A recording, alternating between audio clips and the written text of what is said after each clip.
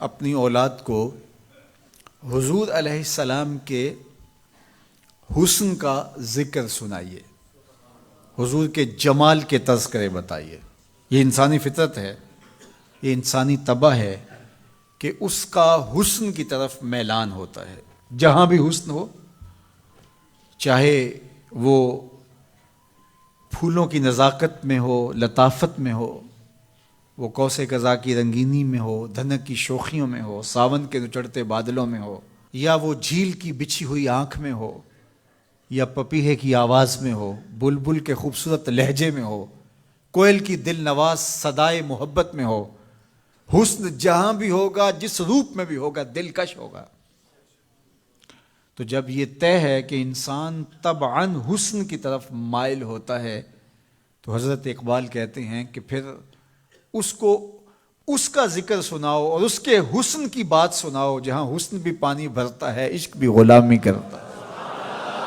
حضور کے حسن کا ذکر سناؤ۔ مکھ چند بدرشا متھے چمک دی لاٹ نورانی ہے، کالی زلف تے اکھ مخمور رکھی ہن مد بھریاں۔ کائنات میں بڑے سونے ہوں گے، بڑے جمیل اور حسین، مہوش اور خوبصورت ہوں گے، لیکن جو جمال اللہ نے آمنہ کے لال کو دیا وہ انہی کو ہی دیا ہے۔ لکھاں آئے لوگ زمانے تے محبوب خدا جیا کوئی نہیں، لکھاں آئے لوگ زمانے تے محبوب خدا جیا، لکھاں سونے بن بن بیندے نے او دی خاکے پا جیا کوئی نہیں، او دی خاکے پا جیا۔ جو حسن ان کے پاؤں کے ناخن میں رکھا ہے، جو حسن ان کی ایڑی میں رکھا ہے، اللہ اکبر، جو حسن ان کے تلووں سے نکلنے والی گرد میں رکھا ہے، ان کے نالین کے جوڑوں سے نکلنے والی دھول میں رکھا ہے، وہ کہکشاؤں میں بھی نہیں ہے۔ جس کے تلووں کا دھون ہے آب حیات، جس کے تلووں کا دھون آب حیات ہے، وہ جان مسیحا ہمارا نبی۔ اللہ اکبر۔ حضرت میمونہ بنت کردم رضی اللہ تعالی عنہ صحابیہ ہیں،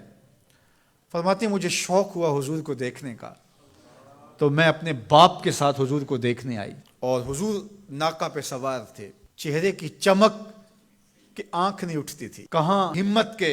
اس جمال کی تابشوں کی تاب لا سکیں۔ تو کہا میرے میں ہمت نہ پڑی کہ جمال روح محمد کا نظارہ کروں، تو میری نظر ادب سے اور جلووں کے وفور سے جھک گئی، تو میں حضور کا چہرہ تو نہ دیکھ پائی، لیکن حضور سواری پہ بیٹھے تھے تو میری نظر حضور کے مبارک قدموں پہ پڑی۔ فما نسیتو فیما نسیتو طولا اصبعہ، فرماتے ہیں کہ حضور کی مبارک انگلی کی لمبائی اور اس کا جمال اور اس کا اعتدال اور اس کا حسن، فرمایا مدتیں گزر گئیں، ابھی تک وہ سحر اترتا ہی نہیں ہے، ابھی تک وہ نشہ ہی نہیں اترا۔ کہا چہرے کو تو نہیں دیکھ سکی، لیکن میں حضور کی مبارک پاؤں کی ایک انگلی کی زیارت کی ہے، اور میری نظر بس وہی پڑی، اور ایک لمحے کے لیے پڑی، اور دوبارہ دیکھنے کی تاب بھی نہیں ہوئی،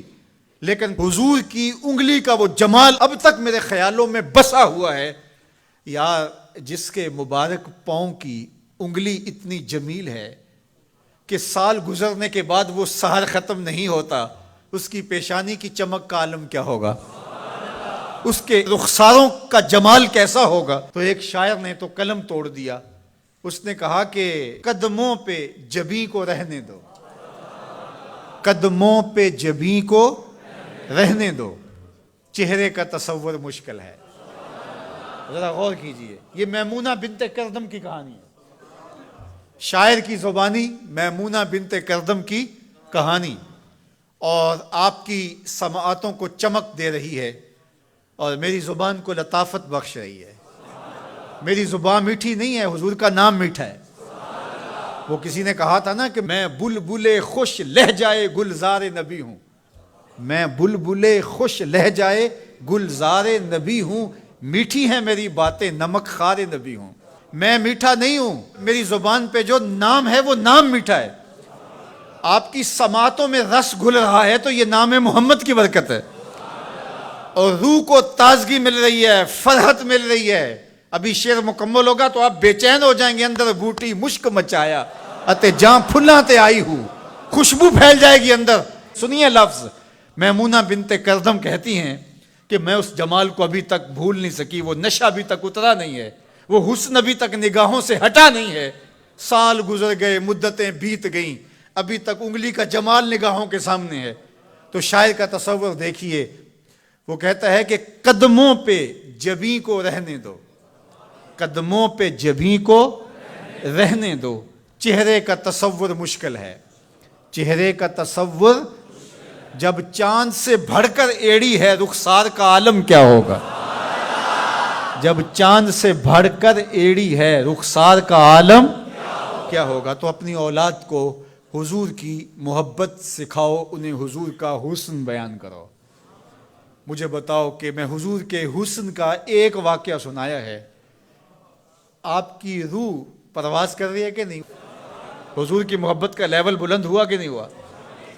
اور یہ ابھی حضور کی مبارک انگلی کا حسن تھا، ابھی رخ منور کا تذکرہ نہیں چھڑا، ابھی پیشانی کی کہانی نہیں چھڑی، ابھی تو لب لالی کی بات نہیں ہوئی، ابھی تو زلف عنبری کی کہانی نہیں چھڑی، ابھی تو ان کی مبارک آنکھوں کی بات ہی نہیں ہوئی۔ کیا خوب سجن دیاں اکھیاں نے، کیا خوب سجن دیاں اکھیاں نے، جویں پر کے سرائیاں رکھیاں نے، ابھی تو ان آنکھوں کا تذکرہ نہیں چھڑا، اور مازاق کے کجلوں کی کہانی نہیں چھڑی، ابھی تو ابروؤں کی بات نہیں ہوئی، ابھی تو لامبی پلکوں کا تذکرہ نہیں چھڑا، ابھی تو ید اللہ والے ہاتھوں کی بات ہی نہیں ہوئی،